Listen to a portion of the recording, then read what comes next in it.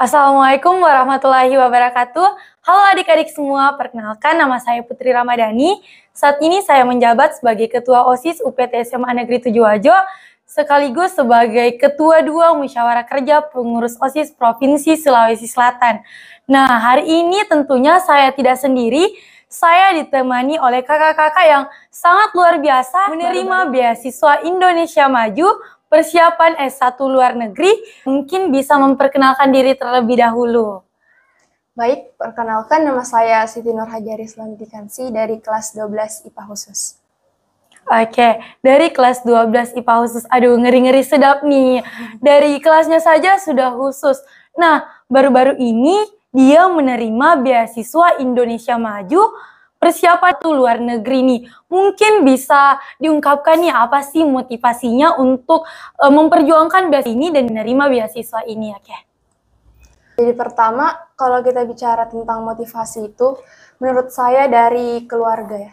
Karena keluarga itu kan orang yang paling terdekat dari saya.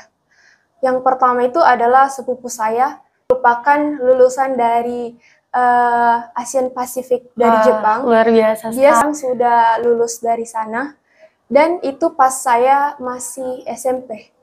Nah, dari situ saya mempunyai prinsip bahwa oke, saya mau untuk belajar ke luar negeri. Tapi bukan dari itu saja, saya punya prinsip yaitu kamu jangan jadi orang lain, tapi jadi dirimu sendiri. Be yourself. Selain itu juga motivasi saya adalah menjadi seseorang yang bermanfaat bagi lingkungan, bermanfaat bagi lingkungan sekitar saya, dan mengharumkan nama-nama guru-guru saya dan sekolah saya. Oke, sungguh motivasi yang sangat luar biasa yang mendorong Kak Hajar ini untuk menerima beasiswa itu selain dari orang tuanya, bagaimana be yourself, bagaimana bisa menjadi diri sendiri tanpa melihat orang lain, karena yang kita ketahui orang lain memiliki kemampuan, kita juga memiliki kemampuan.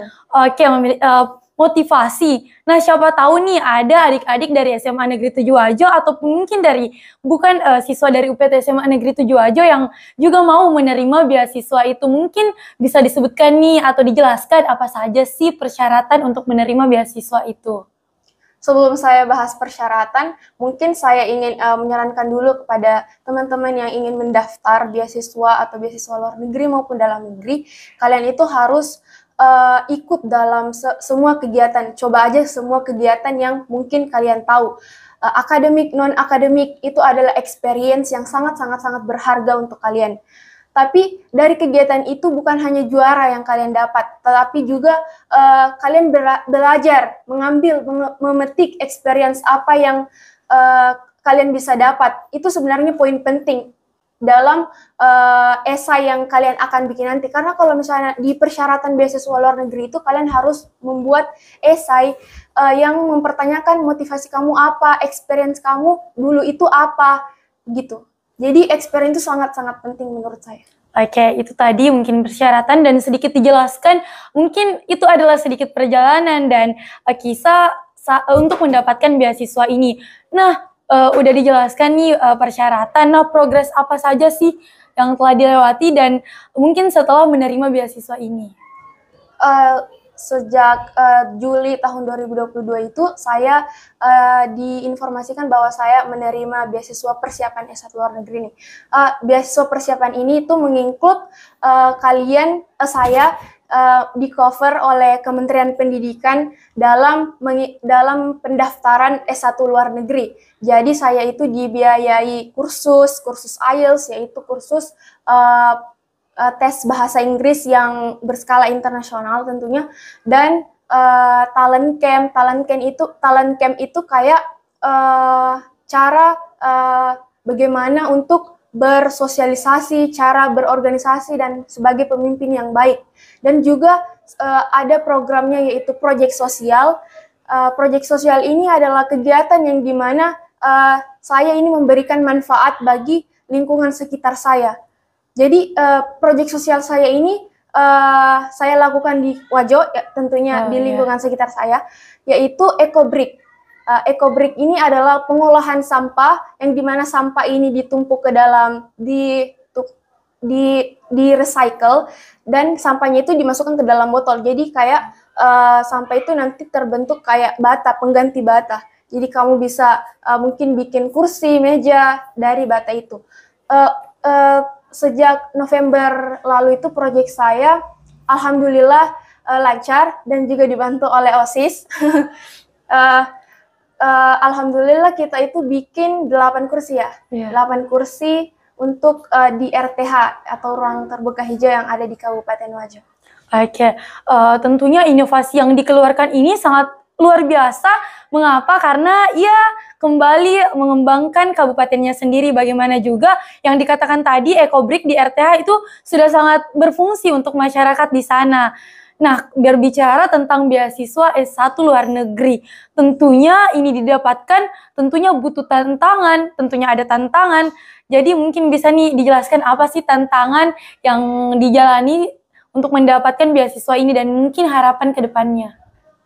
Kalau bicara tantangan ya tentunya banyak, terutama dalam memanage waktu. Dalam sehari itu saya sekolah kan sampai jam 4 sore ya. Setelah itu ikut kursus IELTS mulai dari jam 6 malam sampai jam 8 malam. Itu di luar setelah kursus lagi itu ada webinar tentang universitas, sosialisasi universitas dari Amerika, UK, Australia, England, Jepang, pokoknya semua universitas yang ada di list. List BIM atau Beasiswa Indonesia Maju itu memiliki 100, kalau kurang lebih 114 universitas luar negeri yang menjadi tujuan dari seluruh pesertanya. Untuk tantangannya tentunya dari satu sisi saya tentunya ditekan dalam berprestasi dalam kurikulum nasional.